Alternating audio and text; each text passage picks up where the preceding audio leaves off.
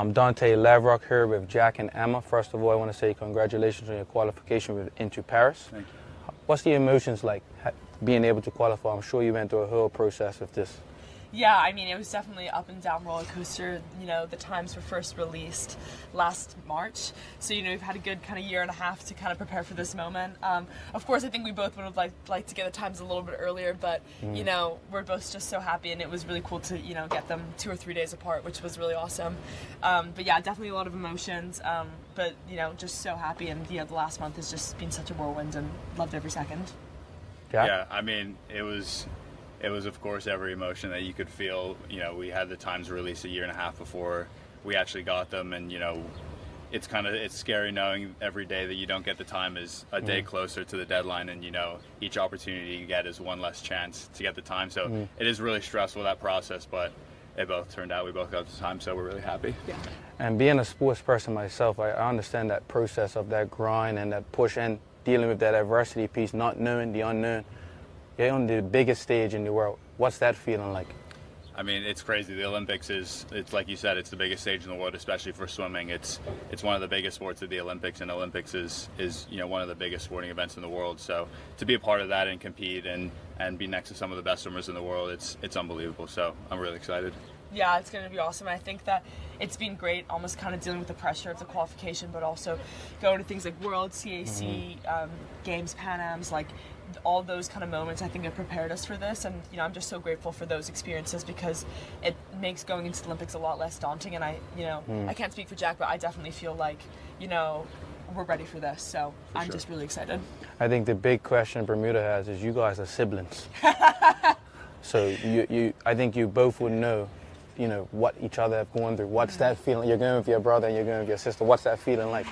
Yeah, I mean, it's just, I mean, I couldn't choose a better person to go with. I mean, we definitely bicker, and we definitely, you know, we're still siblings at the end of the day. You know, I'm the older sister, so I definitely nag a little bit, and Jack, I'm sure, will tell you about that.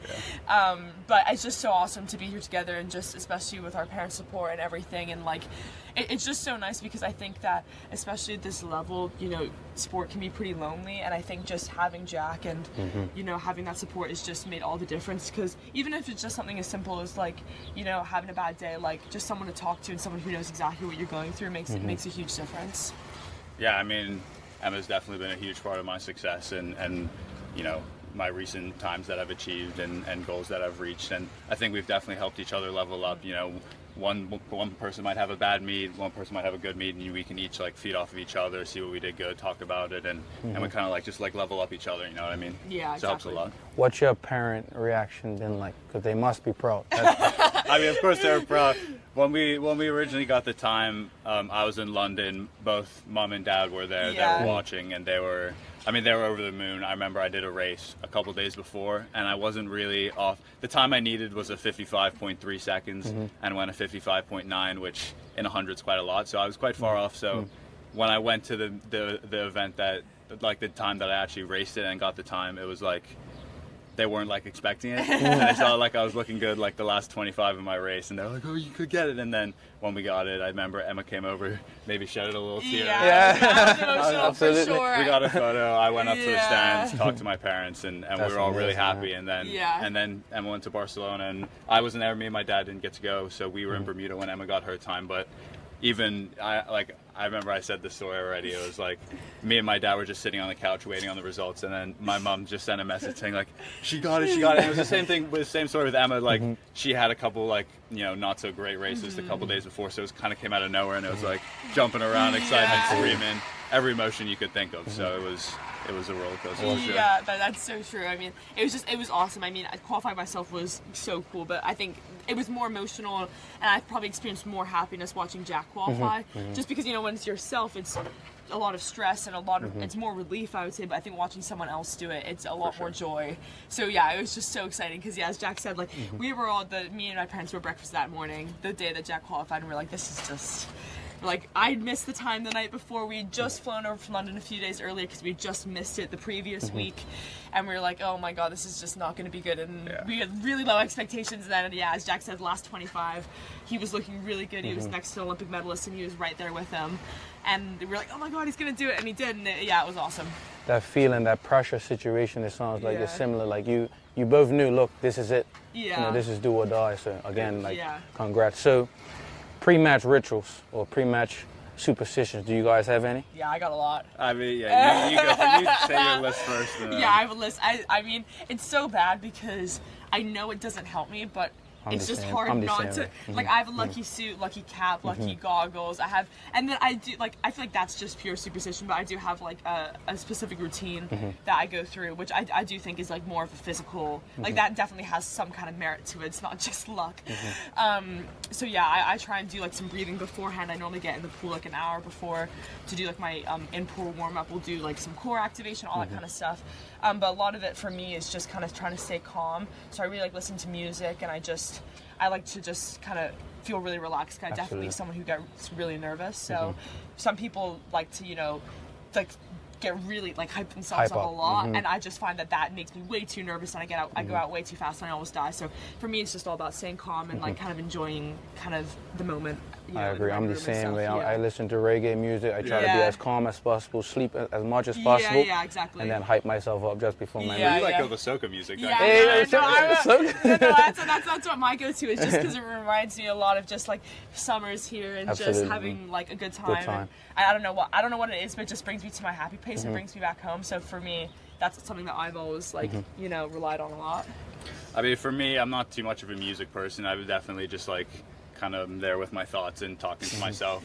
Like, I remember when I got the time, it was just like sitting in the ready room and behind the blocks, and I was just like repeating the time that I needed to go. I just like 55.3, 55.3, 55.3. That's self-talk. To really get in my brain, like I can do it, and then like you really feed off that, and you know you prepare yourself because you know it is gonna hurt. It's gonna be painful, but the pain's temporary, and the time will last forever. So you just kind of gotta get in the right headspace. Will you guys be able to watch each other's races, or do you know yet? Yeah, definitely. So I'm on Sunday. So the opening ceremony's on a Friday, and then neither of us are racing Saturday. I'm Sunday, then she's Monday. Yeah. So we'll be able to watch each other. Awesome. Yeah, which would be great. Do you guys have any advice for the young up-and-coming swimmers, because you guys are reached the pinnacle, the elite, and they will look to you guys as inspiration? Oh, thank you. I appreciate that. I mean, I think the biggest thing is just continue doing sport. Sport has provided so much for both of us.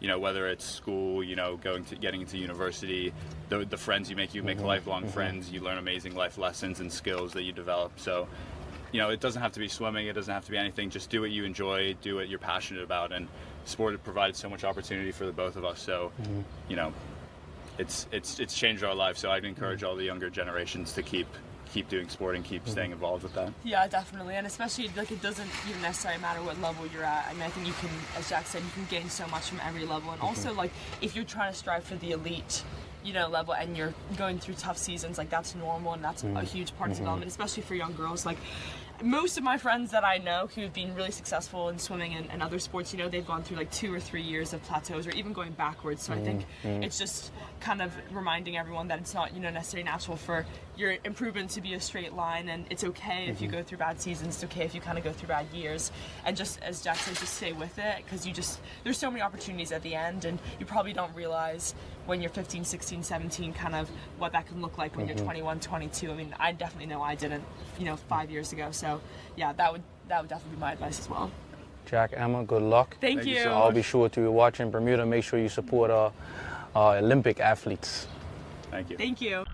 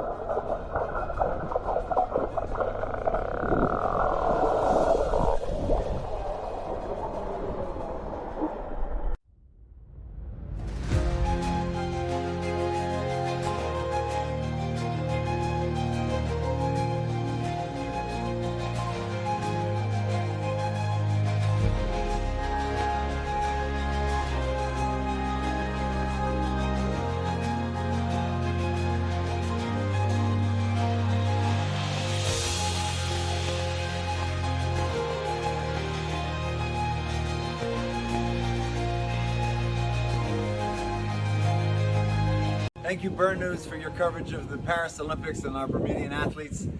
Butterfield and Vallis is proud to be partnering and sponsoring this coverage. All the very best to our athletes. My name is Jakimo Gardner. Been at One Communications now for 6 years. I am the captain and owner of Gombe Warriors Troop. Gombe Warriors are different, say, by the approach that we take. I do not teach character when it comes to that.